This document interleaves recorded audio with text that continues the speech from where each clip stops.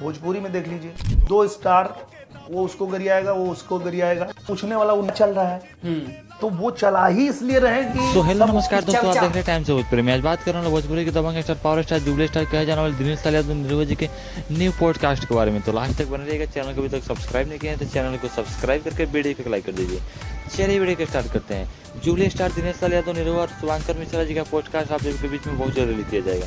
जी हाँ दोस्तों, शुभांकर मिश्रा ने अपने इंस्टाग्राम की आईडी से पोस्ट करके बताया कि दिनेश साल यादव का पॉडकास्ट बनकर रेडी हो चुका है और बहुत जल्द आप सभी के बीच में रिलीज भी कर दिया जाएगा। दिनेश लाल यादव निर्भय जी से जब भी सवाल किया जाता है तो काफ़ी शानदार वाला जवाब देते हैं, जैसे कि आप लोगों ने अपना अदालत में देखा ही होगा। अपना अदालत में जहाँ गए थे वहाँ पे काफ़ी अच्छा सवाल अपना अदालत के जो है वो किए थे और काफ़ी शानदार जवाब दिए थे हमारे दिनेश लाल यादव निर्भय जी।